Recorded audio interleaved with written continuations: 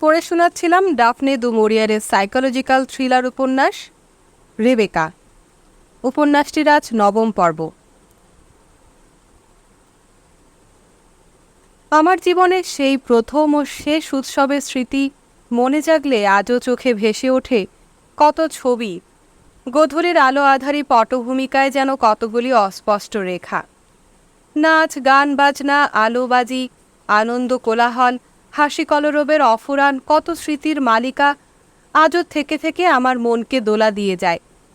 যাদের কোনো দিন দেখিনি, চিনি না, তাদেরই অস্পষ্ট মুখচ্ছবি সাগরের বুকে অগণিত ঢেউয়ের মতো আমার মনের মুখুরেও ভেসে উঠে আবার মিলিয়ে যাচ্ছে। আজও বেশ অনুভব করতে পারি সেদিন আমার মুখের কৃত্রিম হাসি আমার চোখের বোবা ব্যথার সাথে কতই না বেমানান ছিল। আজও মনে পড়ছে বিয়েট্রিস তার সঙ্গীর হাত ধরে নাচতে নাচতে কেমন করে বারবার আমার দিকে তাকাচ্ছিল গভীর সহানুভূতির দৃষ্টিতে। মনে পড়ছে গায়েলসের অনুরোধে তার সাথে আমাকেও একবার নাচতে হয়েছিল। এখনও যেন আমার কানে বাজছে তার কথা। সান্ত্বনা দেবার ছলে বলেছিলাম, কি সুন্দর দেখাচ্ছে তোমাকে। ফ্র্যাঙ্ক এক প্লেট খাবার এনে আমাকে তা খাবার জন্য কতবার অনুরোধ জানিয়েছিল। তার কালো চোখ দুটি কি এক দুশ্চিন্তার নিবিড় ছায়ায় আরও গভীর হয়ে উঠেছে। তার কপালে কয়েকটি রেখার কুঞ্চন আগে যা কোনো দিন দেখিনি। তাকে বড় গম্ভীর, চিন্তিত দেখাচ্ছিল। যন্ত্রচালিতের মতো সে আমন্ত্রিতদের সুখ সুবিধা দেখবার জন্য এদিক ওদিক ঘুরে বেড়াচ্ছে। মুখে এতটুকু আনন্দের চিহ্ন নেই। নিছক যন্ত্রের মতো সে আপন দায়িত্ব আর কর্তব্য করে যাচ্ছে। তার শুকনো মুখখানের দিকে চেয়ে আমি যেন আমার নিজের দুঃখ অপমানও ক্ষণেকের জন্য ভুলে গেলাম।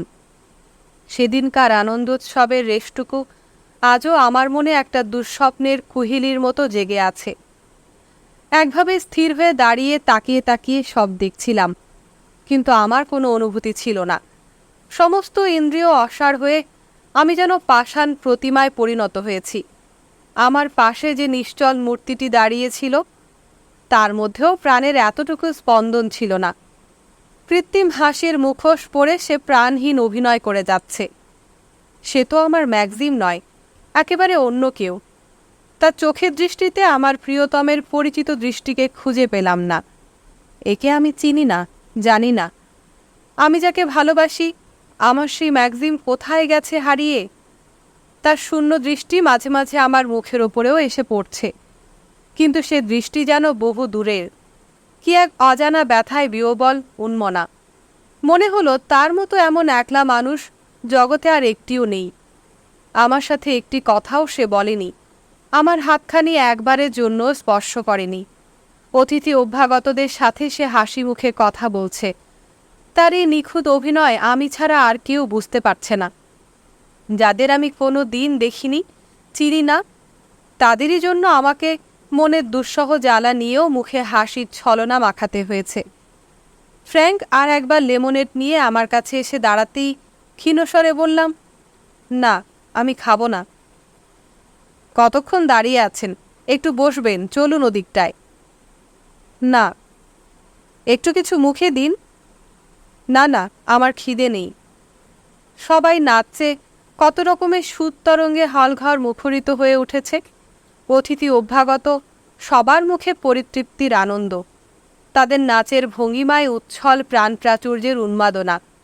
বিচিত্র কত সাজ পোশাকের প্রদর্শনী। কে একজন আমার পাশে এসে অন্তরঙ্গের মতো প্রশ্ন করল, আপনারা আমাদের ওখানে কবে আসছেন? যাব একদিন। আজ আমরা সবাই খুব আনন্দ পেলাম। আপনাকে এজন্য আন্তরিক ধন্যবাদ, অভিনন্দন জানাচ্ছি। না না, তার দরকার নেই। আপনারা আনন্দ পেলেই আমাদের আনন্দ। আপনাকে নাকি ভুল পোশাক পাঠিয়েছে? হ্যাঁ, আপনাকে এই নীল পোশাকেও কিন্তু সুন্দর মানিয়েছে। আচ্ছা, ভুলবেন না যেন, আপনারা দুজনে আমাদের প্রাসাদে একদিন আসছেন। হ্যাঁ, যাব। এখন কটা বেজেছে? সময় যে আর চলছে না। এ যেন অনন্ত রাত্রি। একই সুরে বাজনা বাজছে, বারবার একই মুখ ফিরে ফিরে আমার সামনে আসছে যাচ্ছে। একবার বিয়েট্রিস কাছে এসে কানে কানে বলল, একটু বসো, আর কতক্ষণ দাঁড়িয়ে থাকবে? তোমাকে বড় অসুস্থ দেখাচ্ছে। না, আমি ভালো আছি। আচ্ছন্নের মতো দাঁড়িয়ে আছি। গায়েলসের কথায় আমার চেতনা ফিরে এলো। বাজি দেখবে, এসো। তার সাথে অলিন্দে বাজি পোড়ানো দেখতে গেলাম। অনেকেই সেখানে এসে জড়ো হয়েছে। এক কোণে একটি ছোট ছেলের হাত ধরে ক্ল্যারিসও হাসি মুখে দাঁড়িয়ে আছে। কিছুক্ষণ আগেও সে কেঁদেছিল। সেই তিক্ত স্মৃতি এখন নিঃশেষে ভুলে গেছে।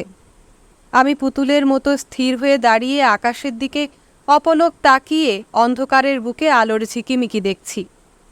কত রকমের বিচিত্র বাজি অন্ধকার আকাশের বুক চিরে আলোর ঝিলিক তুলে চোখ ধাঁধিয়ে আবার তখনই শূন্যে মিলিয়ে যাচ্ছে। রকেট বাজিগুলি তীরের মতো তীব্র গতিতে আকাশের বুকে গিয়ে বিচ্ছে, আর চারদিক আলোয় আলোয় ঝলমল হয়ে যাচ্ছে। ঘণ্টার পর ঘণ্টা এভাবে বাজি পোড়ানো চলল। তারপর কখন জানি না আমরা সবাই আবার ড্রয়িং রুমে ফিরে এলাম। বাইরে অনেক গাড়ির শব্দ শোনা যাচ্ছে। এবার বুঝি উৎসব শেষে সবার যাবার পালা। কে একজন আমার পাশে এসে বলল, আজকের উৎসবের তুলনা হয় না, আমরা প্রতিটি মুহূর্ত উপভোগ করেছি। শুনে খুশি হলাম। এই উৎসব 1 বছর বন্ধ ছিল বলে আমাদের মন বড় খারাপ হয়ে গিয়েছিল। আবার নূতন সুরে বাজনা বেজে উঠল।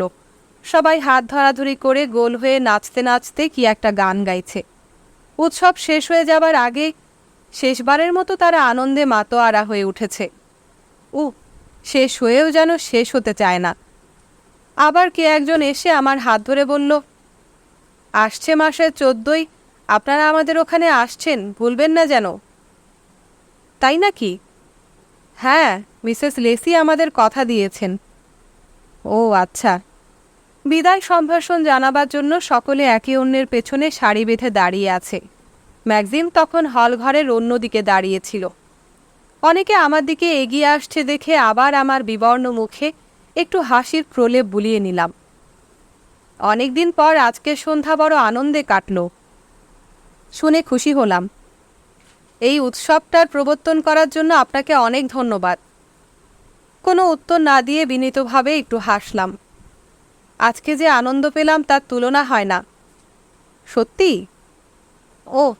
মানুষের ভাষায় আর কি কোনো শব্দ বা কথা নেই? একই কথা বারবার আবার মুখ দিয়ে অনায়াসে বেরিয়ে আসছে। কলের পুতুলের মতো প্রত্যেককে আমি মাথা নিচু করে বিদায় অভিবাদন জানাচ্ছি। ম্যাক্সিমের দিকে তাকিয়ে দেখি তাকে ঘিরেও অসংখ্য লোকের ভিড়। এ যে অফুরন্ত জনস্রোত, শেষ হবে কখন কে জানে। কতক্ষণ পর তাকিয়ে দেখি এবার একটু একটু করে হলঘর খালি হতে আরম্ভ করেছে। সবাই বের হয়ে গেলে ম্যাক্সিমও ঘর থেকে বেরিয়ে বোধহয় তাদের গাড়িতে উঠিয়ে দিতে এগিয়ে গেল। বিয়েট্রিস এবার আমার কাছে এসে বলল, খুব ক্লান্ত লাগছে এখন। যাক, উৎসবটা ভালোই ভালোই শেষ হলো তাহলে। একটু চুপ করে থেকে আবার বলল, এতক্ষণ ঠায় দাঁড়িয়ে আছো, এখন গিয়ে শুয়ে পড়ো কেমন? সামান্য কিছু খেয়ে নাও। না, খেতে পারবো না।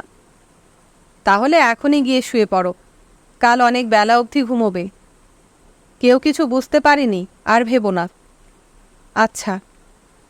কোনো চিন্তা না করে গভীরভাবে ঘুমাও গিয়ে। আমাকে তার একান্ত কাছে টেনে নিয়ে আমার কপালে ছোট্ট একটি চুমু দিয়ে সে ওদিকে চলে গেল। আমি আস্তে আস্তে সিঁড়ি দিয়ে উঠে শোবার ঘরে ঢুকলাম। রাত্রি প্রায় শেষ হয়ে এসেছে। খোলা জানলা দিয়ে এক ঝলক ঠান্ডা হাওয়া এসে আমার সারা গায়ে কাঁপন ধরিয়ে দিল। উষার আধো আধো আলোর রেখা জানলা দিয়ে ঘরের মধ্যে আসতে শুরু করেছে। জানালার পর্দাগুলি টেনে দিয়ে ঘর আঁধার করে দিলাম, কিন্তু রাত্রি শেষের অস্ফুট আলো ছিটে ফোটা জানলার শাঁসি দিয়ে ঘরে উঁকি ঝুঁকি মারছে। তাড়াতাড়ি পোশাকটা ছেড়ে বিছানায় শুয়ে পড়লাম। পা দুটো অবশ হয়ে আসছে, শিরদাঁড়া অসহ্য ব্যথায় কনকন করছে। সোজা হয়ে শুয়ে গায়ে চাদর টেনে চোখ বুজে রইলাম। ক্লান্ত দেহের সাথে তাল রেখে আমার অবসন্ন মনটাও যদি ঘুমিয়ে পড়তে পারত। কিন্তু কোথায় ঘুম? চোখ বুজে আছি, তবুও চোখের সামনে ভেসে উঠছে গত কয়েক ঘন্টার ছবি, একের পর এক। নাচ গানের সুরেলা রেশটুকুও বারবার কানে বাজছে। হাজার হাজার মুখ চোখের সামনে ভিড় করে আসছে আর যাচ্ছে। চোখ দুটোকে দুহাত দিয়ে শক্ত করে চেপে ধরলাম, কিন্তু বৃথা চেষ্টা। অভিশপ্ত উৎসবের সমস্ত দৃশ্যপট তেমনই চোখের ওপর ভাসতে লাগলো। হঠাৎ মনে পড়ল ম্যাক্সিম তো এখনো শুতে আসেনি। আর কখন আসবে? আমার পাশে তার শুষ্ক ফেননিভ শয্যা তেমনই কঠিন শীতল। ভোরের আলোয় এখনই ঘর যাবে ছেয়ে, আলো আধারি ছায়ার মায়া এখনই যাবে টুটে। পাখিদের মিষ্টি মধুর কলতানে ম্যান্ডালের আকাশ বাতাস ভরে উঠবে। সূর্যের হলদে আলো ঝিলিমিলি শুভ্র পর্দার বুকে বুকে কত বিচিত্র আলপনা আঁকবে আর একটু পরেই। আমার বিছানার পাশে ছোট ঘড়িটি টিকটিক করে সময় জানাচ্ছে। তাকিয়ে তাকিয়ে দেখছি ঘড়ির কাঁটা কেমন করে পলে পলে এক একটি প্রহরের দিকে এগিয়ে চলেছে। কাল রাত্রির অবসানে আর একটি দিনের শুরু হলো ম্যান্ডালের জীবনে। কিন্তু ম্যাক্সিম এখনো কেন এলো না? বিনিদ্র প্রতীক্ষার ক্লান্তিতে ছটফট করতে করতে ব্যাকুল হয়ে কেবলই ভাবছিলাম, সে এলো না কেন? চোখের ওপর হাত দিয়ে এপাশ ওপাশ করতে করতে কখন আমার চোখ ঘুমে জড়িয়ে এলো জানি না। যখন জাগলাম তখন বেলা 11টা বেজে গেছে। পাশের বিছানা সমস্ত রাত্রির অবহেলায় তেমনি শূন্য পড়ে আছে। টেবিলের উপর চায়ের সরঞ্জাম দেখে বুঝলাম ক্ল্যারিস এসে ঘর গুছিয়ে আমার জন্য চা রেখে চলে গেছে। দেওয়ালের দিকে শূন্য দৃষ্টিতে তাকিয়ে বিছানাতেই চুপচাপ বসে রইলাম। শরীর ও মন দুই বিকল মনে হচ্ছে। ম্যাক্সিমের শূন্য বিছানার দিকে চেয়ে আবার নূতন করে মনে পড়ল কালকের তিক্ত অভিজ্ঞতা স্মৃতি। বুকের ভেতরটা অসহ্য বেদনায় ছটফট করে উঠল। ক্ল্যারিস চা দিতে এসে শূন্য বিছানা দেখে কি ভাবল কে জানে। তারা সবাই মিলে এই বিষয়ে না জানি কত রসালো আলোচনা করবে। আমি কত দুর্বল সেই সত্যটাই আবার মনে প্রাণে অনুভব করলাম। লোকের বিরুদ্ধ সমালোচনা, অপবাদ, নিন্দা সহ্য করতে পারবো না বলেই কাল শোবার ঘরে দরজা বন্ধ করে লুকিয়ে না থেকে সেই অবাঞ্ছিত উৎসবে উপস্থিত হয়েছিলাম। আমার ভীরু শঙ্কিত মনের লজ্জা, অপমান ঢাকবার জন্যই আমি ওই পথ বেছে নিয়েছিলাম। ম্যাক্সিমের জন্য, বিয়েট্রিসের জন্য, ম্যান্ডালের মান রাখবার জন্য তো আমি উৎসবে যোগ দিইনি। সবাই ভাববে আমি তার সাথে ঝগড়া করেছি, আমাদের দুজনের মধ্যে ভালোবাসা নেই। এই ভাবনা আমি সইতে পারিনি বলেই আপন মনের অভিমান অপমান ভুলে গিয়ে সবার মাঝে হাসি মুখে গিয়ে দাঁড়াতে এতটুকু দ্বিধা করিনি। আমি না গেলে তারা বলাবলি করত, তাদের মনের মিল হয়নি, তারা সুখী হয়নি। আমার মতো অতি সাধারণ নগণ্য মেয়ের তুচ্ছ অহংকার বাঁচাবার জন্যই আমি অত বড় দুঃসাহসের কাজ করতে পেরেছি। ঠান্ডা চায়ে চুমুক দিতে দিতে ভাবছিলাম, অন্য কেউ যদি জানতে না পারে তাহলে আমি আর ম্যাক্সিম ম্যান্ডালের দুই প্রান্তে দুজন চিরদিনের জন্য ছাড়াছাড়ি হয়েও বুঝি থাকতে পারব। আমাকে যদি সে ভালোবাসতে না পারে, আমার অত বড় ভাগ্য বিপর্যয়ও বোধহয় আমি সইতে পারব, যদি আমরা দুজন ছাড়া জগতের আর কেউ একথা না জানতে পায়। আমার নিজের দীনতায়, আপন বেদনাতেও আমি অটল অনড় থাকতে পারব। কিন্তু স্বামী আমাকে ভালোবাসে না, অন্যের মুখে মুখে সেই কথার আলোচনা শোনার মতো এত বড় লাঞ্ছনা, অপমান মরে গেলেও বুঝি সহ্য করতে পারবো না। কিন্তু আজ আর আমার মনে এতটুকুও মোহের আবরণ নেই। আমি খুব স্পষ্ট করেই বুঝতে পেরেছি আমাদের বিয়ে সম্পূর্ণ ব্যর্থ হয়েছে।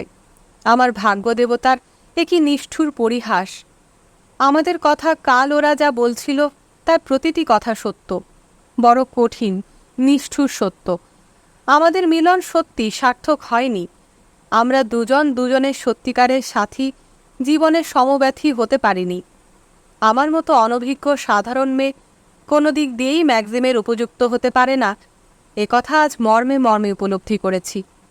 আমি তাকে প্রাণ ভরে অন্ধের মতো ভালোবেসেছি, কিন্তু তাতে তার কিছু আসে যায় না। আমার ভালোবাসায় তার মন ভরে ওঠেনি। তার মন আরও কি চায়? আমাকে বিয়ে করার আগে সে যা পেয়েছিল, যার জন্য তার জীবন ভরে উঠেছিল, আমি তাকে তা দিতে পারছি না বলেই হয়তো এমন অনর্থ ঘটল। মিসেস ভ্যান হপারের মতো লোকও সেদিন বলেছিল, আমার মনে হচ্ছে এজন্য তুমি একদিন অনুতাপ করবে, তুমি মারাত্মক একটা ভুল করতে যাচ্ছ। তখন আমি তার কোনো কথায় কান দিইনি, বরং মনে প্রাণে তাকে কত ঘৃণা করেছি। কিন্তু আজ বুঝতে পারছি তার কথা কত সত্যি। তিনি আরও বলেছিলেন, তুমি বুঝি ভাবছ মিস্টার ডিউইনটা তোমাকে ভালোবেসেছেন? মোটেই তা নয়।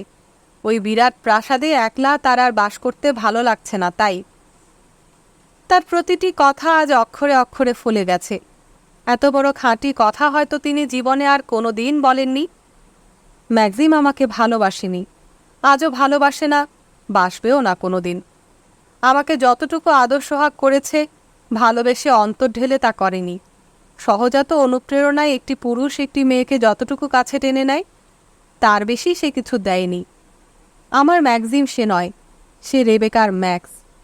এখনও সে রেবেকার কথা ভাবছে, মনে প্রাণে তাকেই ভালোবাসছে। আমাদের দুজনের মাঝখানে রেবেকা যে অপরিচয়ের বিরাট সেতু গড়ে তুলেছে, তা কোনো দিন ভাঙবে না। ম্যান্ডেলের অনুপরমাণুতে নিবিড়ভাবে জড়ানো রয়েছে তার স্মৃতি। তার অঙ্গের মদির সুবাস এখনও বুঝি ম্যান্ডেলের বাতাসে বাতাসে জড়িয়ে আছে। তারই ব্যবস্থা মতো আজও ম্যান্ডেলের ঘরকন্যার আয়োজন, তারই পছন্দ মতো খাবার আজও আমাদের সকলকে খেতে হচ্ছে। তার পোশাক পরিচ্ছদ, আসবাবপত্র, প্রসাধন সামগ্রী সব কত যত্নে সাজিয়ে রাখা হয়েছে। এখনই যেন সে ফিরে এসে আমার সব ব্যবহার করবে এসব। ম্যান্ডেলের সর্বময়ী কর্ত্রী আজও রেবেকা, আজও সে মিসেস ডি উইন্টার। আমি কে? কেন এখানে এসেছি? ম্যাক্সিমের দিদিমা সেদিন কেঁদে বলেছিলেন, রেবেকা কোথায়? আমি তাকে দেখতে চাই। তোমরা তাকে কি করেছ? তিনি আমাকে চেনেন না, আমার কথা একবারও ভাবেননি। কেনই বা ভাববেন? আমি কে? আমি তার কাছে অজানা অতিথির মতো। আমি ম্যাক্সিমের কেউ নই। ম্যান্ডেলের ওপর আমার কোনো অধিকার নেই। প্রথম দিন বিয়েট্রিসও সহজ সরলভাবে বলে ফেলেছিল, তুমি তার চাইতে একেবারে অন্য রকম। মুখচোরা লাজুক ফ্র্যাঙ্ক আমার প্রশ্নের উত্তরে সেদিন শান্ত গম্ভীর স্বরে যা বলেছিল, আজও তা আমার কানে এসে তীরের মতো বিঁধছে। হ্যাঁ, তার মতো সুন্দরী আমি জীবনে আর দেখিনি। রেবেকা, রেবেকা, রেবেকা, কেবলই রেবেকা।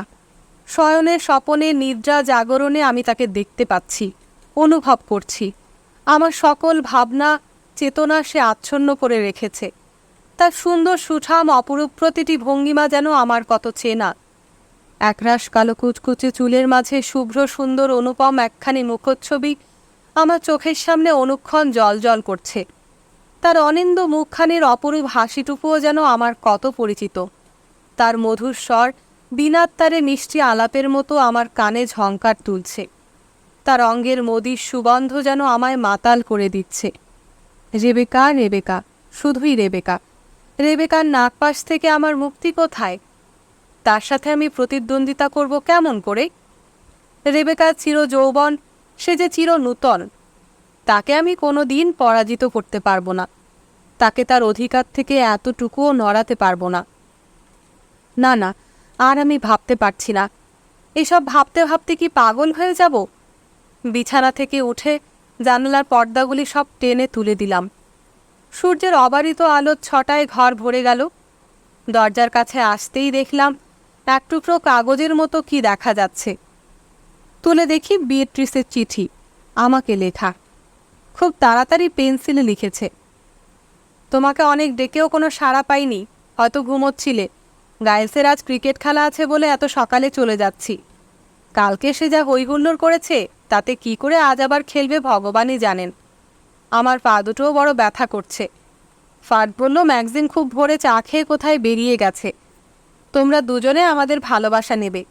কালকের আনন্দের জন্য তোমাদের দুজনকেই আবার আন্তরিক ধন্যবাদ জানাচ্ছি। ও বিষয়ে তুমি কিছু ভেবো না আর, কেমন? তোমারই বি। চিঠির ওপরে সময় লেখা আছে 9:30। এখন 11:30 বেজেছে। এতক্ষণে ওরা বাড়িতে পৌঁছে গেছে। আর কয়েক ঘন্টা পর ওরা খেলার মাঠে যাবে দুজনে। বেশ আছে ওরা। বিবাহিত জীবনের দীর্ঘ 20 বছর কাটিয়ে আজ প্রৌঢ়ত্বের শেষ সীমায় পৌঁছেও কত সুখী, কত সহজ সরল ওদের জীবন। স্বামী পুত্র সংসার আর আনন্দ কোলাহল নিয়ে বিয়েট্রিসের জীবনের দিনগুলি পালকের মতো হালকা হয়ে উড়ে যাচ্ছে। আর আমি, বিয়ের 3 মাসের মধ্যেই জীবনের সবচেয়ে বড় ট্র্যাজেডি ঘটে গেল আমার জীবনে। স্বপ্ন গেল মিলিয়ে। এখন শুধুই বুক ভরা শূন্যতা নিয়ে সমস্ত জীবনটা কাটাবো কেমন করে? আর যে ভাবতে পারি না। দুর্ভাবনার ভারে আমার অবসন্ন মন আরও অবসন্ন হয়ে উঠল। এখনই তো ওরা ঘর পরিষ্কার করতে আসবে। ক্ল্যারিস হয়তো ম্যাক্সিমের শূন্য বিছানা লক্ষ্যও করেনি। আমি দুহাত দিয়ে বিছানার চাদর একটু দুমড়ে দিলাম, যাতে ওরা মনে করে যে সে এখানেই ঘুমিয়েছে। ওরা সত্যি কথা জানতে পারলে আমার যে লজ্জা আর অপমানে মরতে বাকি থাকবে। ক্লান্ত শরীরটাকে কোনো রকমে টেনে নিয়ে স্নান করে পোশাক বদলে নিচে নেমে এলাম। হলঘর পরিষ্কার করা হয়ে গেছে। বাজির পোড়া টুকরোগুলি পরিষ্কার করে ফেলবার জন্য মালিরা চারিধার ঝাড় দিচ্ছে। আর কয়েক ঘন্টার মধ্যেই কালকের উৎসবের কোনো চিহ্নও আর থাকবে না। উৎসবের আয়োজন করতে কতদিন ধরে কত আড়ম্বর হলো, কিন্তু সব শেষ হয়ে যেতে কতটুকুই বা সময় লাগলো। রবার্ট খাবার ঘরের টেবিল পরিষ্কার করছিল। আমি তাকে বললাম, মিস্টার ডি উইন্টারকে দেখেছ? তিনি তো খুব সকালে চা খেয়ে কোথায় বেরিয়ে গেছেন। কোথায় গেছেন জানো? না, তা তো বলতে পারছি না। আমি এবার বসবার ঘরের দিকে চললাম। ঘরে ঢুকতেই জেসপার আনন্দে লেজ নাড়তে নাড়তে আমার কাছে ছুটে এলো। আমাকে যেন ও অনেককাল পরে দেখেছি এমনই ভাব। কাল হয়তো ও ক্ল্যারিসের সাথে ঘুমিয়েছে। এক রাত্রির ব্যবধান বুঝি আমারই মতো ওর কাছেও কত দীর্ঘ মনে হচ্ছে। ম্যাক্সিম হয়তো ফ্র্যাঙ্কের ওখানে আছে, এই আশায় অফিসে ফোন করলাম। 2 মিনিটের জন্য হলেও তার সাথে আমাকে কথা বলতে হবে। আমার কথা তাকে বুঝিয়ে বলতে হবে। কালকের ঘটনায় আমার কোনো অভিসন্ধি ছিল না, সে কথাই বুঝিয়ে বলবো। কে একজন কর্মচারী বলল, মিস্টার ডি উইন্টার তো এখানে নেই, মিস্টার ফ্রলে আছেন, আপনি তার সাথে কথা বলুন। কি হয়েছে মিসেস ডি উইন্টার? সেই মুহূর্তে ফ্র্যাঙ্কের চিন্তিত স্বর ভেসে এলো। ম্যাগজিন কোথায়? কি জানি, তাকে তো আমি দেখিনি। ওখানে একবারও যাইনি। না তো। ও আচ্ছা, আপনি তাকে সকালবেলা খাবার সময় দেখেননি? না, আমি তখন ঘুমিয়েছিলাম। কাল তার কেমন ঘুম হয়েছিল? উত্তর দিতে একটু দ্বিধা করেই ভাবলাম, এই জগতে ফ্র্যাঙ্কই আমার একমাত্র বন্ধু, যাকে কোনো কথা লুকোবার নেই। কাল রাতে সে শুতে আসেনি। ওদিক থেকে কয়েক মুহূর্তের জন্য কোনো কথা শোনা গেল না।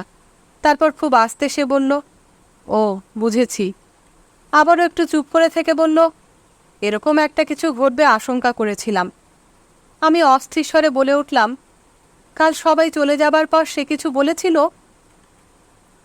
আমি তো একটু পরেই চলে এসেছিলাম। তারপরের খবর মিসেস লেসি হয়তো বলতে পারবেন। ওরা আজ সকালে চলে গেছে। বিয়েট্রিস আমাকে চিঠি লিখে গেছে। ম্যাগজিনকে ওরাও দেখেনি। ও। ফ্র্যাঙ্কের এরকম সংক্ষিপ্ত উত্তর আমার একটুও ভালো লাগলো না। তেমন একটা অমঙ্গলের ইঙ্গিত যেন তার কথার মধ্যে প্রচ্ছন্ন রয়েছে। আমি আবার বললাম, কোথায় গেছে সে? আপনার কি মনে হয়? ঠিক বলতে পারছি না, হয়তো সমুদ্রের দিকে বেড়াতে গেছে। কিন্তু তার সাথে আমার যে এখনই দেখা হওয়া দরকার। কালকের ব্যাপারটা তাকে বুঝিয়ে বলতে হবে। ফ্র্যাঙ্ক এবার কোনো উত্তর দিল না। এত দূর থেকেও আমি তার চিন্তিত গম্ভীর মুখখানি যেন স্পষ্ট দেখতে পাচ্ছি। একটু চুপ করে থেকে বললাম, সে ভেবেছে আমি সব জেনে শুনে ইচ্ছে করেই অমন ব্যাপার করেছি। উচ্ছ্বসিত কান্নায় আমার স্বর ভেঙে গেল। কাল রাতেও যে অদম্য কান্নার বেগ চেপে রাখতে পেরেছিলাম, আজ এই মুহূর্তে তাকে আর বাধা দিয়ে রাখতে পারলাম না। ঝরঝর করে অঝোর ধারায় জল ঝরে পড়ছে আমার দুগাল বেয়ে। রুদ্ধস্বরে বললাম, সে আমাকে কত ছোট ভাবল। না না, এসব আপনি কি ভাবছেন? ওদিক থেকে তার ব্যাকুল স্বর ভেসে এলো। আপনি তো তার সে সময়কার দৃষ্টি দেখেননি। আমার মতো তার পাশে দাঁড়িয়ে থেকে সারাক্ষণ তাকে লক্ষ্য করেননি। আমার সাথে একটি কথাও সে বলেনি, আমার দিকে একবারও তাকায়নি। কথা বলবার সুযোগ ছিল না তাই। চারদিকে অত কোলাহল, লোকজন। আমি তাকে ভালো করেই চিনি মিসেস ডি উইন্টার, আমাকে বিশ্বাস করুন। তার কথায় বাধা দিয়ে বলে উঠলাম, এজন্য তাকে আমি এতটুকুও দোষ দিচ্ছি না। আমার কোনো অভিযোগ নেই। যদি তার ধারণা হয়ে থাকে আমি সব কিছু জেনে শুনে ইচ্ছে করে ওরকম সাজ করেছি, তাহলে সে আমার ওপর রাগ করতেই পারে। সেটাই খুব স্বাভাবিক। এই জীবনে হয়তো সে আর আমার মুখ দেখবে না। না না, এসব বলবেন না। আমি এখনই আপনার কাছে যাচ্ছি। মনে হচ্ছে আপনাকে আমি সব পরিষ্কার করে বুঝিয়ে বলতে পারবো। না না, আপনাকে আসতে হবে না। যা ঘটে গেছে তা আর ফেরানো যাবে না। হয়তো এমন হয়ে ভালোই হলো। অনেক আগেই আমার যা জানা উচিত ছিল, এখন এই ঘটনা স্পষ্ট করে তা বুঝিয়ে দিল। তাকে বিয়ে করবার সময়ই আমার জানা উচিত ছিল। কি বলছেন আপনি? ওদিক থেকে তার উদ্বিগ্ন স্বর শোনা গেল। অবাক হয়ে ভাবলাম, ফ্র্যাঙ্ক কেন এত ব্যাকুল হয়ে উঠছে?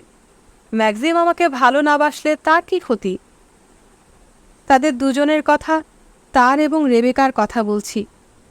রেবেকা নামটি উচ্চারণ করে মনে হলো আমি যেন কারো কাছে আমার জীবনের মস্ত বড় এক অন্যায়ের স্বীকারোক্তি করছি। ফ্র্যাঙ্ক চুপ করে আছে। ওদিক থেকে তার দীর্ঘশ্বাসও যেন শুনতে পাচ্ছি। একটু পরে তার চিন্তাকুল ক্ষীণ স্বর শোনা গেল। কি বলতে চান আপনি? আমি যে কিছুই বুঝতে পারছি না। ম্যাক্সিম আমাকে ভালোবাসে না, সে রেবেকাকে ভালোবাসে। তাকে সে ভুলতে পারেনি। এখনও দিনরাত তারই কথা ভাবে। আমাকে সে কোনোদিন ভালোবাসতে পারবে না।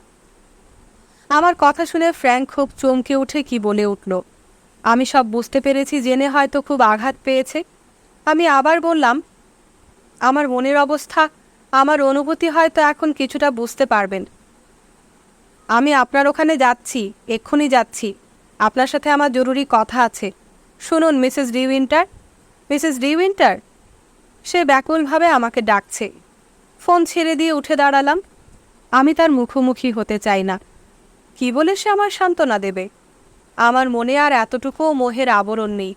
কারো কোনো সান্ত্বনায় আমার মন আর মানবে না। আমার দুচোখ বেয়ে তখনও অবিরাম জল গড়িয়ে পড়ছিল। অস্থির মনে ঘরের মধ্যে পায়চারি করছি। সহসা মনে হলো আর কোনোদিন আমি ম্যাক্সিমকে দেখতে পাবো না। সে কোথায় চলে গেছে? আর কোনোদিন বুঝি ফিরে আসবে না। জানালার সামনে গিয়ে বাইরের দিকে তাকিয়ে দাঁড়িয়ে আছি। বিবর্ণ রডোডেনড্রনেরা ঝরে ঝরে পড়ছে। এবছরের মতো তারা বিদায় নিল।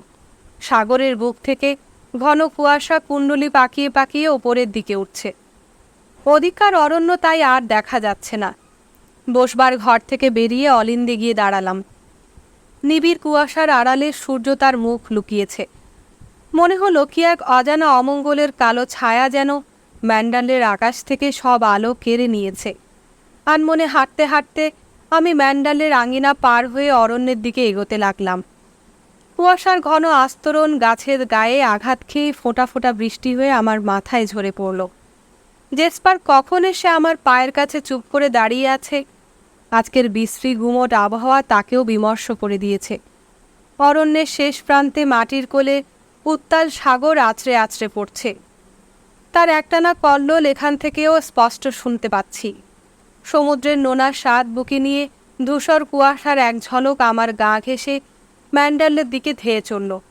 ম্যান্ডালের দিকে চোখ পড়তেই দেখলাম পশ্চিম মহলের বড় শোবার ঘরে একটি জানলার শার্সি ভেতর থেকে খোলা রয়েছে। কে একজন সেখানে দাঁড়িয়ে আঙিনার দিকে তাকিয়ে আছে। মূর্তিটি আবছা ছায়ার মতো। চমকে উঠে ভাবলাম, ম্যাক্সিম নয় তো? মূর্তিটি একটু নড়ে উঠল। তারপর একখানি হাত জানলার শার্সি বন্ধ করতে বেরিয়ে এলো। তখন বুঝতে পারলাম এ আর কেউ নয়, ডানভার্স। আমাকেই সে লক্ষ্য করছিল। হয়তো আমার আর ফ্র্যাঙ্কের কথাবার্তাও তার ঘরের ফোনের মধ্য দিয়ে সব শুনেছে। কাল রাত্রে ম্যাক্সিম শুতে আসেনি তাও কি সে জানে? সমস্ত মন প্রাণ দিয়ে সে যা কামনা করেছে তাই তো ঘটেছে। শেষ পর্যন্ত তারই জয় হলো। তার জয়, রেবেকার জয়। কাল সন্ধেবেলায় পশ্চিম মহলের দোরগোড়ায় সেই নিশ্চল মূর্তির মরার মতো সাদা মুখে অদ্ভুত অর্থপূর্ণ তিক্ত হাসির ছটা মনে পড়তেই আবার আমার মনে পড়ল, ডানভার্সও তো আমার মতো রক্তমাংসে গড়া এই পৃথিবীরই মানুষ। সে রেবেকার মতো মৃত নয়। রেবেকার মুখোমুখি না হতে পারলেও ডানভার্সের সাথে তো বোঝাপড়া করতে পারি। এ কথা মনে হতেই বাড়ির দিকে চলতে শুরু করলাম। সিঁড়ি দিয়ে উঠে সোজা পশ্চিম মহলে ঢুকে নির্জন অন্ধকার বারান্দা পার হয়ে রেবেকার শোবার ঘরের দরজা ঠেলে ভেতরে ঢুকলাম। ডানভার্স তখনও জানলার সামনে দাঁড়িয়েছিল। আমি তাকে নাম ধরে ডাকতেই সে ফিরে দাঁড়ালো। কান্নায় তার চোখ দুটি লাল টকটক হয়ে মুখখানি ফুলে গেছে। রক্তশূন্য সাদা মুখে গভীর কালো ছায়া। আমার দিকে চেয়ে ভারী গলায় সে বলল, কি হয়েছে? আমি তাকে এই অবস্থায় দেখব ভাবিনি। ভেবেছিলাম কালকের মতোই তার চোখে মুখে নিষ্ঠুর বিদ্রুপ ভরা হাসির ঝিলিক দেখব। কিন্তু তার সেই ক্রূর কঠিন প্রতিহিংসার ভীষণ মূর্তি আজ কোথায় গেল মিলিয়ে? এ যে এক অসহায় বৃদ্ধার ক্লান্ত পীড়িত প্রতিমূর্তি। তারে অবস্থা আমার কাছে এতই অপ্রত্যাশিত যে কি করব, কি বলবো ভেবে না পেয়ে অপ্রস্তুত হয়ে বোকার মতো দাঁড়িয়ে আছি। সে আমার দিকে অপলক তাকিয়ে আছে। অস্বচ্ছ নীরবতায় কতক্ষণ কেটে গেল। একসময় তার স্বর শুনতে পেলাম।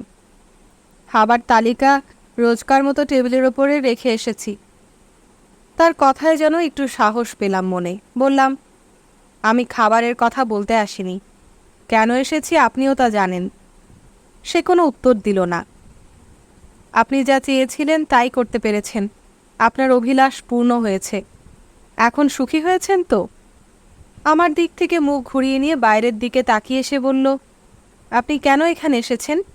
ম্যান্ডালে আপনাকে চাইনি, কোনো দিন চায় না। আপনি না আসা পর্যন্ত আমরা বেশ ছিলাম। কেন এলেন আপনি? ভুলে যাচ্ছেন আমি মিস্টার ডি উইন্টারকে ভালোবাসি। আমাকে তিনি বিয়ে করেছেন। না, সত্যি যদি ভালোবাসতেন তাহলে তাকে বিয়ে করতেন না। এসব কি বলছে সে? কান্নায় ভেজা ভারী গলায় সে বলে যেতে লাগলো, প্রথম প্রথম ভাবতাম আপনাকে আমি ঘৃণা করি, মনে প্রাণে ঘৃণা করি, কিন্তু এখন আর আমার সে ভাব নেই। কেন? আমি আপনার কি ক্ষতি করেছি? আপনি মিসেস ডি উইন্টারের স্থান অধিকার করতে চেয়েছিলেন। আমার দিক থেকে মুখ ঘুরিয়ে মূর্তিমতী বিষাদ প্রতিমার মতো সে নিথর হয়ে দাঁড়িয়ে আছে। আমি বললাম, ম্যান্ডেলের জীবনধারা আগের মতো একভাবে চলেছে। আমি এতটুকুও পরিবর্তন করিনি। আপনার ওপরেই সব দায়িত্ব ছেড়ে দিয়েছি। তবুও কেন আপনি আমার ওপরে এত বিরূপ হয়ে আছেন প্রথম দিন থেকে? সে কোনো উত্তর করল না। আমি আবার বলতে লাগলাম, অনেকেই তো দুবার বিয়ে করে, কিন্তু আপনি এমনভাবে বলছেন যেন মিস্টার ডি উইন্টার আমাকে বিয়ে করে খুব অন্যায় করে ফেলেছেন, কার ওপর বিশ্বাসঘাতকতা করেছেন। অন্য সবার মতো আমাদেরও কি সুখী হবার অধিকার নেই? মিস্টার ডি উইন্টার সুখী নন, যে কেউ তা বুঝতে পারে। তার চোখের দিকে তাকালে আপনিও বুঝতে পারবেন তিনি এখনও কি মর্মান্তিক যন্ত্রণা ভোগ করছেন। তার মৃত্যুর পরদিন থেকে এই যন্ত্রণা শুরু হয়েছে। না না, এ সত্য নয়। তিনি সুখী হয়েছেন। বিয়ের পর আমরা যখন বাইরে ছিলাম তখন তিনি কত হেসেছেন, কত আনন্দ করেছেন। হ্যাঁ, তিনিও তো রক্ত মাংসে গড়া পুরুষ মানুষ। মধুযামিনীতে কোনো পুরুষই নিরানন্দ থাকে না।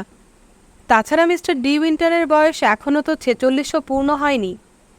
কাঁধ বেঁকিয়ে তিক্ত স্বরে শ্লেষ ঘরে সে বলে উঠল, কোন স্পর্ধায় এমন কথা বলতে সাহস পাচ্ছেন? তার কথায় আমার সমস্ত অন্তর জ্বলে উঠল। আমি আর সহ্য করতে না পেরে তার কাছে গিয়ে তাকে দুহাতে ধরে ঝাঁকুনি দিয়ে বললাম, কাল আপনি আমাকে ওই পোশাক পরতে বাধ্য করেছিলেন।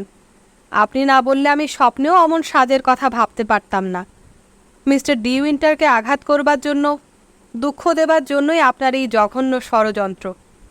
কিন্তু কেন? তাতে কি লাভ আপনার?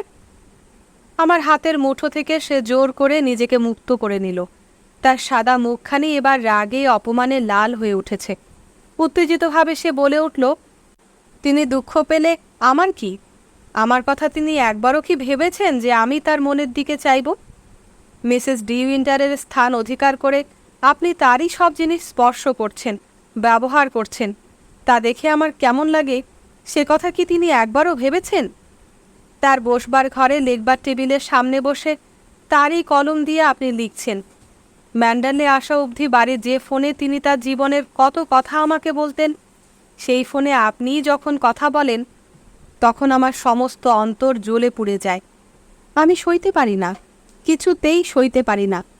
তার হাসি মাখার সুন্দর মুখখানি অনুক্ষণ আমার চোখের ওপর ভাসে। তার অসামান্য ব্যক্তিত্ব আর সৌন্দর্য নিয়ে আজও তিনি ম্যান্ডালের সর্বময়ী কর্ত্রী। আজও তিনি মিসেস ডি উইন্টার। তার মতো অনন্যা স্ত্রীর মৃত্যুর পর 10 মাস যেতে না যেতেই যিনি আবার আপনার মতো অল্প বয়সী অতি সাধারণ একটি মেয়েকে বিয়ে করে আনতে পারেন, আজীবন তার এমন দুঃখ পাওয়াই উচিত। আমি তার চোখ দেখেছি, মুখের ভাব দেখেছি। হ্যাঁ, তিনি নিজেই নিজের নরক সৃষ্টি করছেন। মিসেস ডি উইন্টার তাকে দিন রাত লক্ষ্য করছেন, একথা তিনিও জানেন, অনুভব করতে পারেন। তার ওপর যে অন্যায় করা হয়েছে তার প্রতিশোধ একদিন তিনি নেবেন। তিনি এ জীবনে একদিনের জন্য এতটুকু অন্যায় সহ্য করেননি। জীবনে কাউকে পরোয়া করেননি, ভয় করেননি। পুরুষের মতোই তার মনে দৃঢ়তা আর বুদ্ধি। শিশুকাল থেকে আমি তাকে আমার নিজের সন্তানের মতো করে মানুষ করেছি। না না, আমি আর শুনতে চাই না। আমাকে কেন এসব বলছেন? আমি কিছু জানতে চাই না, জানতে চাই না। আমি পাগলের মতো বলে উঠলাম। আমার কথায় কান না দিয়ে সে আপন মনে প্রলাপ বকে যেতে লাগলো। তখন তার বয়স 12 বছরও পূর্ণ হয়নি। কি অপরূপ সুন্দরী না ছিলেন দেখতে, ছবির মতো সুন্দর। সবাই তার দিকে অবাক নয়নে তাকিয়ে থাকত। মাত্র 12 বছর বয়সে তার বুদ্ধি, বিবেচনা, সাহস সবই অসাধারণ ছিল। অমন অদ্ভুত প্রাণ প্রাচুর্য কোনোদিন আর কারো মাঝে দেখিনি। 14 বছর বয়সে তিনি 4 ঘোড়ার গাড়ি একা চালাতে পারতেন। মিস্টার জ্যাক তার হাত থেকে ঘোড়ার লাগাম কেড়ে নেবার চেষ্টা করে শেষ পর্যন্ত পরাজিত হয়ে হাসতে হাসতে গাড়ি থেকে নেমে আসতেন। তাদের দুজনের মতো অমন সুন্দর জুড়ি আর কোনো দিন দেখিনি। প্রাণ প্রাচুর্যে, ব্যক্তিত্বে তারা দুজন দুজনের উপযুক্ত সঙ্গী ছিলেন। দু চোখ ভরে আতঙ্ক আর বিস্ময় নিয়ে আমি হতচেতনের মতো তার দিকে তাকিয়ে আছি। তার ঠোঁটের কোণে এক টুকরো হাসি লেগে আছে। কঙ্কালের মতো ফ্যাকাশে মুখখানি আরও ভয়ঙ্কর দেখাচ্ছে। একটু চুপ করে থেকে সে আবার বলতে আরম্ভ করল, কোনো দিক দিয়ে তার সাথে অন্য কারো এতটুকু তুলনা হয় না। যখন যা ইচ্ছা হতো তিনি তাই করতেন, কোনো বাধা নিষেধ মানতেন না। তার অদ্ভুত সাহস ছিল। মাত্র 16 বছর বয়সে তিনি তার বাবার সবচেয়ে তেজি বজ্রাগী ঘোড়া একা সামলাতে পারতেন। বড় হয়েও খেয়াল খুশি মতো তিনি জীবনকে উপভোগ করেছেন। কিন্তু শেষ পর্যন্ত তার পরাজয় হলো। মানুষের কাছে নয়, ওই সাগরের কাছে। সাগর তাকে গ্রাস করে নিল, পরাজিত করল। বলতে বলতে সে কান্নায় ভেঙে পড়ল। মুখখানি কান্নার আবেগে বিকৃত হয়ে গেল। আমি কি করব, কি বলবো ভেবে না পেয়ে অসহায় দর্শকের মতো তার সামনে দাঁড়িয়ে আছি। তাকে এমন আকুলভাবে কাঁদতে দেখে আমার শরীরটাও কেমন অস্থির করে উঠল। ক্ষীণস্বরে বললাম, আপনি সুস্থ নন, ঘরে গিয়ে বিশ্রাম করুন। আমার কথায় সে এবার রাগে ফেটে পড়ল। উত্তেজিত স্বরে বলে উঠল, আপনি এখান থেকে চলে যাচ্ছেন না কেন? আমি একা থাকতে চাই। আপনার সামনে কেঁদে ফেলেছি বলে আমার এতটুকুও লজ্জা নেই জানবেন। ঘরে দরজা বন্ধ করে আমি কাঁদি না। মিস্টার ডি উইন্টারের মতো রাত্রিতে না ঘুমিয়ে রাতের পর রাত ঘরময় পাগলের মতো পায়চারি করে বেড়াই না। আমি তার মতো কাপুরুষ নই। আর কিছু জানতে চাই না, চুপ করুন, চুপ করুন। না না, কেন চুপ করব? আপনার ধারণা তাকে আপনি সুখী করতে পেরেছেন, তাই না? আপনার মতো সাধারণ অল্প বয়সী অনভিজ্ঞ মেয়ে তাকে সুখী করবে? জীবনের কতটুকু জানেন আপনি? আপনার কোন গুণ আছে? মিসেস ডি উইন্টারের স্থান অধিকার করতে পারবে আপনার মতো মেয়ে? কোনো দিক দিয়েই যে তার সাথে আপনার তুলনা চলতে পারে না। আপনাকে দেখে ম্যান্ডেলের চাকর বাকরেরাও কত হাসাহাসি করেছে তা জানেন? না, আমি কিছু জানতে চাই না। দয়া করে এবার চুপ করুন, ঘরে যান। ঘরে যাব? কেন? না, যাব না। ও, ম্যান্ডেলের কর্ত্রী আমাকে ঘরে যাবার আদেশ করছেন? তারপর? তারপর কি হবে? মিস্টার ডি উইন্টারের কাছে দৌড়ে গিয়ে বুঝি আমার বিরুদ্ধে অভিযোগ করবেন? সেদিন যেমন মিস্টার জ্যাকের আসবার কথা জানিয়েছিলেন, আজও তাকে সব বলবেন? আমি কি তা জানি না? সে কথা আমি বলিনি। মিথ্যে কথা। আপনি ছাড়া আর কে বলবে? আপনি ছাড়া আর কেউ সে কথা জানে না। সেদিন থেকেই মনে মনে প্রতিজ্ঞা করেছিলাম আপনাদের দুজনকে আমি উচিত শিক্ষা দেব। মনে প্রাণে কামনা করছি তিনি যেন আরও কষ্ট পান, আরও কষ্ট। তিনি দুঃখ পেলে আমার কি? মিস্টার জ্যাকের উপর আগের মতোই তিনি ঈর্ষা পোষণ করেন। তাই তো এখনও তার উপর এত রাগ।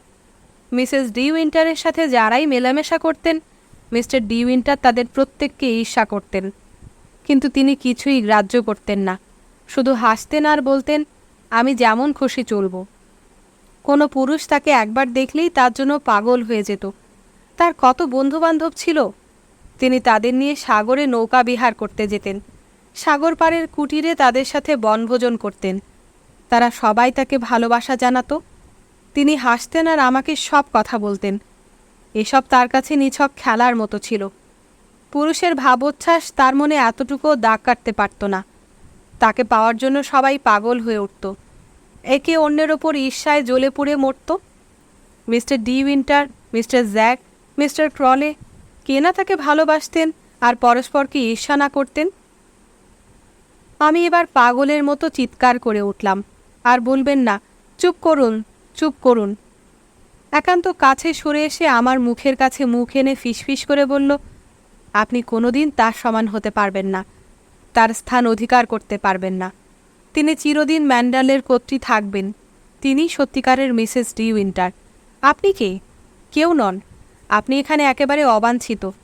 এখানে আপনাকে কেউ চায় না, কেউ ভালোবাসে না। তাহলে কেন আপনি তার অধিকার তাকেই ছেড়ে দিচ্ছেন না? কেন চলে যাচ্ছেন না? আমি তার কাছ থেকে দৌড়ে সরে এসে জানলার দিকে চলে এলাম। অজানা এক আতঙ্কে আমার শরীর থরথর করে কাঁপছে। সেও সরে এসে খুব শক্ত করে আমার হাত ধরে আবার বলতে লাগলো, কেন চলে যাচ্ছেন না? কেন? আমরা কেউ আপনাকে চাই না। মিস্টার ডি উইন্টারও আপনাকে চান না। তিনি কোনো দিন আপনাকে ভালোবাসেননি, ভালোবাসতে পারবেন না। আমার মিসেস ডি উইন্টার বেঁচে আছেন, চিরকাল বেঁচে থাকবেন। আপনারই মরে যাওয়া উচিত। বলতে বলতে সে আমাকে জানলার দিকে ঠেলে দিল। আবছা কুয়াশায় ম্যান্ডালের আঙ্গিনা অস্পষ্ট দেখতে পাচ্ছি। সে আবার বলছে, নিচের দিকে তাকিয়ে দেখুন। এখান থেকে লাফিয়ে পড়া কত সহজ, তাই না? আপনার শরীরের কোথাও এতটুকু আঘাত লাগবে বলে অনুভবও করতে পারবেন না। কত সহজে, কত সুন্দরভাবে সব শেষ হয়ে যাবে। কেন লাফিয়ে পড়ছেন না? চেষ্টা করুন, লাফ দিন। খোলা জানলা দিয়ে এক ঝলক কুয়াশা ঢুকে আমার চোখে মুখে ঠান্ডা পরশ বুলিয়ে দিচ্ছে। আমার মাথা ঘুরছে, চোখে অন্ধকার দেখছি। দুহাত দিয়ে জানলা আঁকড়ে ধরে আছি। ভয় পাবেন না, আমি আপনাকে ঠেলে ফেলে দেব না, কিছু করব না। আপনি নিজেই লাফিয়ে পড়তে পারবেন। এখানে থেকে আপনার কী লাভ? আপনি সুখী হতে পারেননি, পারবেনও না কোনো দিন। মিস্টার ডি উইন্টার আপনাকে ভালোবাসেন না। তবে কেন এভাবে বেঁচে থাকা? এখান থেকে লাফ দিয়ে পড়ুন। এক নিমেষে সমস্ত জ্বালা জুড়িয়ে যাবে, সব সমস্যার সমাধান হয়ে যাবে। কুয়াশায় ঢাকা আঙিনার দিকে আচ্ছন্নের মতো তাকিয়ে আছি। সে তখনও ফিসফিসিয়ে বলছে, দেরি করছেন কেন? লাফ দিন, লাফ দিন। ঘন কুয়াশার আরও একটা আবরণ আমার চোখের সামনে থেকে ম্যান্ডালের আঙিনাকে মুছে দিল। কিছুই দেখতে পাচ্ছি না, চারধারে শুধু ধোঁয়া আর ধোঁয়া। আমার মাথায় একটি চিন্তাই কেবল ঘুরপাক খাচ্ছে। এখান থেকে লাফ দিলে চোখের পলকে সব শেষ হয়ে যাবে। ম্যাক্সিম আমাকে ভালোবাসে না, কোনোদিন ভালোবাসবে না। মনে প্রাণে রেবেকাকে অনুভব করবার জন্য সে আবার একা হতে চায়। আমাকে সে চায় না। তবে কেন? কি করছেন? লাফ দিচ্ছেন না কেন? কোনো ভয় নেই, শুধু একবার লাফ দিন। তার অদ্ভুত স্বর আমাকে একটু একটু করে যেন সম্মোহিত করে ফেলছে। চোখ বন্ধ করলাম। নিচের দিকে আর তাকাতে পারছি না। মাথা ঘুরছে। এ কি হচ্ছে আমার? কোথায় চলে যাচ্ছি? সব যেন ভুলে যাচ্ছি। আমার মন থেকে সব মুছে যাচ্ছে। আর আমাকে ম্যাক্সিমের কথা, রেবেকার কথা ভাবতে হবে না। আমার সব জ্বালা জুড়িয়ে যাবে। চোখ বুজে আমি দুহাত আলগা করে দিলাম। আমার সমস্ত শরীর অবশ হয়ে আসছে। আর এক লহমার মধ্যেই আমি সহসা চারিদিকে নিবিড় নিস্তব্ধতা ভেঙে কি এক ভীষণ শব্দ সমস্ত ম্যান্ডালেকে কাঁপিয়ে দিল। জানলার কাজ ঝনঝন করে কেঁপে কেঁপে উঠল। চমকে উঠে চোখ মেলে তার দিকে তাকালাম।